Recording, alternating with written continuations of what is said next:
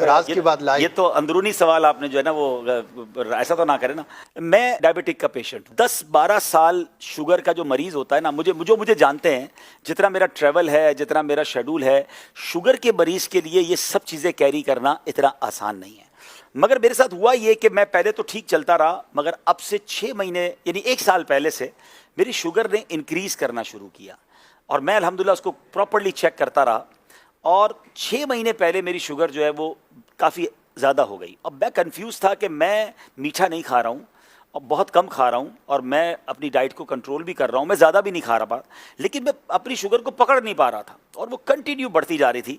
پھر میری نظر سے ایک فارمولہ گزرا, اور وہ فارمولہ ہے GPS.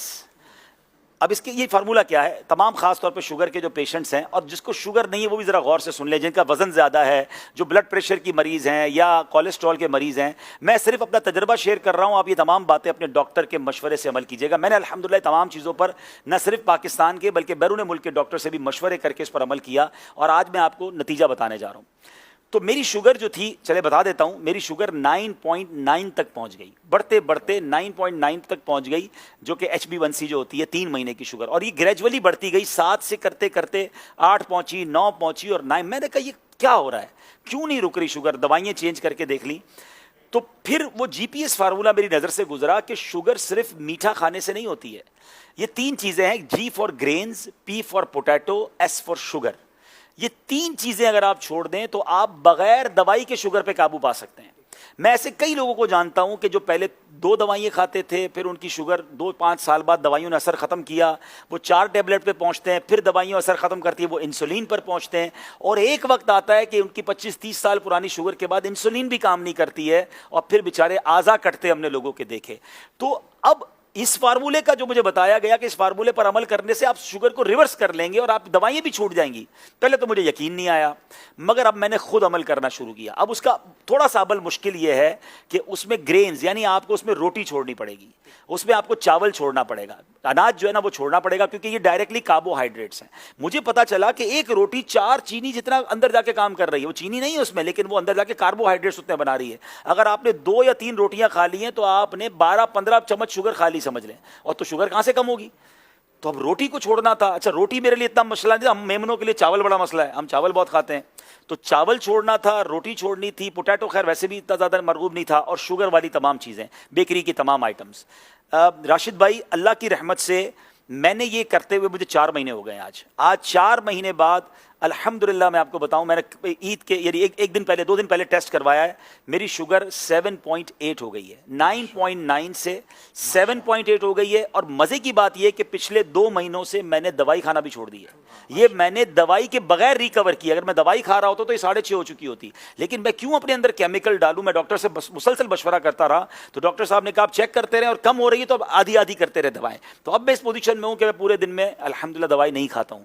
پھر اس کے بعد مجھے فائدہ یہ ہوا, میرا کولیسٹرول تھا 220, 2 مہینے پہلے کی بات کر رہا ہوں, اور آج کل کی رپورٹ کے مطابق 146 ہو چکا ہے, وداؤٹ اینی میڈیسن. صرف میں نے ڈائٹ سے اس کو کنٹرول کیا ہے. کچھ فیٹی لیور کے بھی پرابلمس تھے, وہ کم ہو گئے الحمدللہ, اور بھی بہت ساری چیزیں. میرا تقریباً 7 کلو وزن کم ہو گیا. میں وزن کم کرنے کی بہت ٹائم سے کوشش کر رہا تھا, میں نے کوئی زیادہ کوشش نہیں کی, میں کھا پراپر رہا ہوں, پیٹ بھر کے کھا رہا ہوں, ایسا نہیں میں نے کھانا کم کیا ہے, میں نے صرف ان 3 چیزوں سے اپنے آپ کو پیچھے کیا ہے الحمدللہ. اچھا پھر مزے کی بات یہ ہے کہ صرف میرے ساتھ نہیں ہوا, جب میں نے 2 مہینے میں رزلٹ دیکھنا شروع کیا, میں نے آس پاس کے دوستوں کو بتانا شروع کیا. میں نام نہیں لے سکتا, ہمارے اراکین شورا بھی ہیں, ہمارے بڑے بڑے ذمہ داران بھی ہیں. آپ یقین کریں اگلے 1-2 مہینوں میں جو ان کی مجھے کالیں آئی ہیں, جو شوگر کے پیشنٹ تھے, وہ کہتے ہیں ہماری شوگر نارمل ہو گئی ہے, لوگوں کی انسولین چھوٹنا شروع ہو گئی ہے, وہ انسولین سے دوائی پر آنا شروع ہو گئے ہیں. اب میں آپ کو یہ ساری باتیں بتانے کے بعد اچھی نیت کے ساتھ اپنا شیڈول بتاتا ہوں, کیونکہ کچھ لوگ جب میں یہ بتاتا ہوں نا تو وہ کہتے ہیں یار روٹی اور چاول کے بغیر زندہ کیسے رہیں گے؟ ٹھیک ہے نا, میں 4 مہینے سے زندہ ہوں, اور میں پہلے سے اچھی لائف گزار رہا ہوں, بہت فریش فیل کرتا ہوں. اب اس کا طریقہ کیا ہے میں آپ کو سمجھاتا ہوں. پہلے تو جب تک آپ اس کو سائڈ پہ کریں گے نا تو پھر آپ کو چیزیں بہت ساری نظر آنا شروع ہو جائیں گی. پہلے تو ہمیں نظر ایک ہی چیز آتی ہے نا کہ بھائی 3 روٹیاں کھانی ہے روز کی, یا 2 پلیٹ چاول کھانے ہیں. تو جناب آپ الحمدللہ سلاد, فروٹ اور پھر آپ گوشت ڈائریکٹ تھوڑا سا لے لیں, آپ بوائل انڈے کھا لیں, اگر آپ کو فرائیڈ ایگ بھی کھانے تو کم تیل میں تل کے چمچ سے کھا لیں انڈے.